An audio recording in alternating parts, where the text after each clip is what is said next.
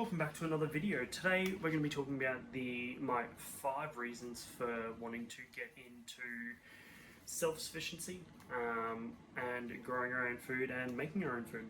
So let's kick into it. Let's just quickly check in with the handy dandy notebook and we'll see what we got. So today we're going to be talking about the 5 reasons why I want to get into more self-sufficient practices and make some food, or making our own food. One of them, top of mind for a lot of people right now, is saving money. Every dollar counts, so let's do what we can to save some money.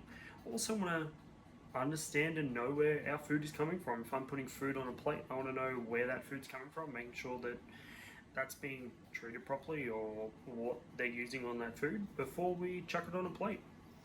Another thing that I'm looking to get more into is some more hands-on skills. There's a lot of things I know, but there's also a lot of things I don't know. And this is something that is interesting to me and something that I want to put into practice. Another thing is I want to take that knowledge and skills I'm learning and then be able to pass that on to the kids, as we have kids now. I want to be able to get those skills and translate them to them, so then they get a bit of a head start and they kick off in certain areas, and then they can either pursue that or they just have that in their back pocket if they ever need it. And then the other one is I just want to get outside more. Being in a smaller house, tend to stay inside a little bit more. So I just want to spend more time outside, get some sun, and see what's going on. But let's kick things off into saving money. So I think the big thing for a lot of people at the moment, we all know life's tough, things are getting more expensive, we've gone through a really big period of time where money wasn't an object, and a lot of people have got a lot of money, so the economy went boom boom boom crazy, and now we're just sort of feeling the impact of that, obviously through COVID. Similar story. We've just been slowly creeping up, and now we're just hitting that really sort of rough bit. So again, we just want to be able to, if we can grow a lot of our own foods and we can reduce and optimize that portion of it, we can save some money when we do need to go to the grocery store. And instead of spending more at the checkout, we can hopefully grow a lot of it in our garden, tailor what we are eating based on that to make sure that we're saving as much money as we possibly can, and then we can benefit from that. So again, first tip or first reason we want to get into more self-sufficient practices is saving money at the end of the day, so we have more money to do other things. Ideally for us, it's getting the next house, or for a lot of people it's just saving money so they can potentially go on a holiday and treat themselves for their hard work. The next thing is we want to get into knowing where our food comes from. So I think a lot of people have echoed this statement when they talk about their self-sufficiency journey, is really understanding where their food's coming from. You look at a lot of these big box stores that have fruit and vegetables, they get them off the back of the truck. They've travelled halfway around the country, or for some people halfway around the globe, and you don't know what they've been subjected to from a temperature standpoint, from a pesticide or other nutrients, what they've put in there.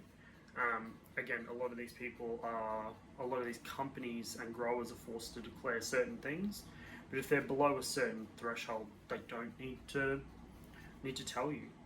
So what are those trace elements doing? We don't know, and we don't know what they've been used. So again, we want to understand where it's growing, we want to be able to see where it's growing, we want to know whether the plant was being impacted by pests. Is the flavour going to be the same? Because as everyone knows, you can go to a shop and one day you'll pick up a watermelon that is nice and juicy and tastes really good, but then the next day you pick one up that's woody. So again, controlling when those sort of parameters are met, how long the fruit and vegetables are growing for, when they get picked, how they're stored, what they get processed into. Again, really want to start being more aware of that. and understanding that process a little bit more. Ooh, warm in here. Okay. Another thing is learning another hands-on skill. So I work in tech. So I've got bunch of tech skills. That's great. But when it comes to sort of like everyday hands-on skills, I don't really have that many. Um, I know, right? So this is just another way that I'm looking to learn and educate myself around some hands-on skills, being able to provide a little bit more. So this is the start, and then we'll probably look to do a few more as we go along. Um, I'm not really a big construction person. I'm not really potting around on little projects, which I hope to soon.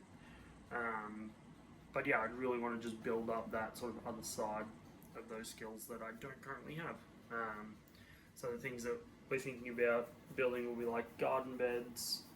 We'll be doing stuff like putting together fences so then our dogs or other animals can't make it into our sort of like food patch, our veggie patches, and then potentially if we get animals, we'll need to build fences and or shelters for them for when we have weather events or when we for them just to sleep in.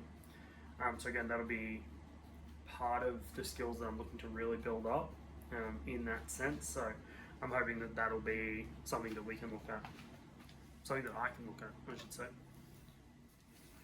Oh, flipped it upside down.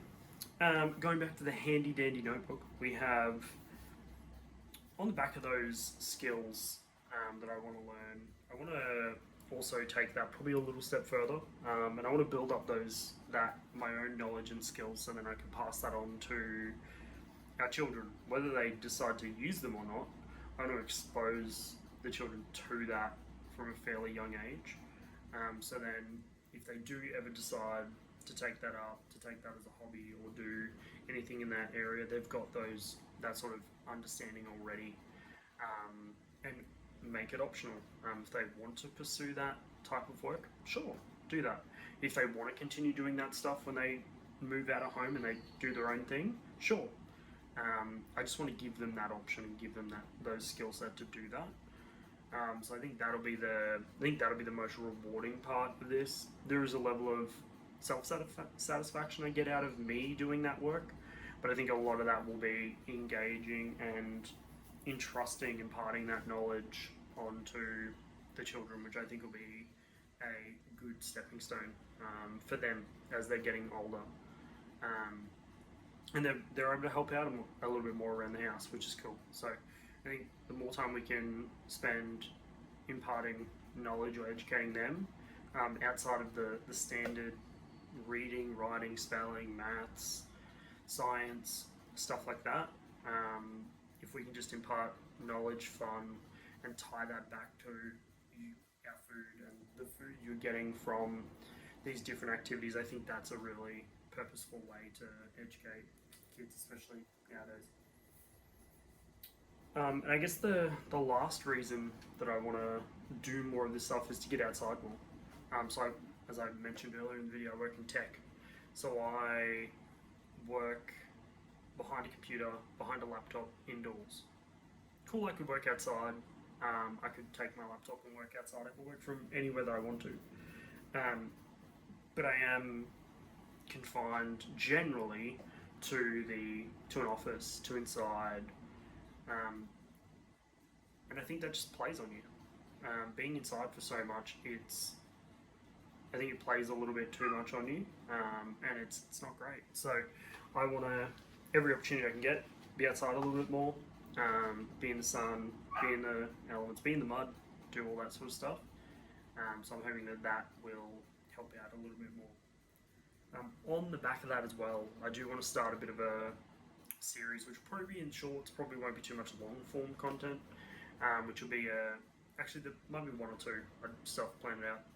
Is a bit of a couch to country series. So I don't know how many parts I'll do. I don't know how many things I'll do yet, but I want to do a bit of a hey, you're stuck on the couch and you want to get out into the wilderness. Here are the steps. Here are the things you can do. Let's get moving. So I'm looking to kick that off, and I'll be filming that shortly. So stay tuned. So if you're not already, make sure you do subscribe to the channel. to catch those when they do come up.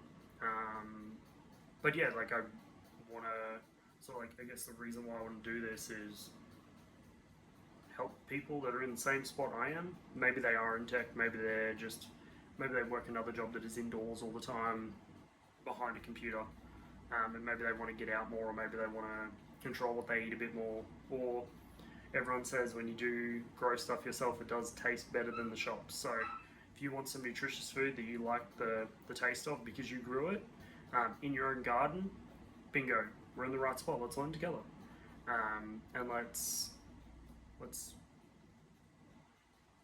grow our green thumbs together. I was trying to think of something to say that was interesting there. So yeah, let's do that. But yeah, those were my 5 reasons for getting into more self-sufficient practices, and hope you enjoyed. If you resonated with any of them, let me know in the comments below, or if there are some other things that you have thought about going on the same journey, let me know in the comments and I'd be happy to hear. But again, we'll catch you in the next one. If you haven't already, make sure you do subscribe, and thank you for watching. Let's get into it.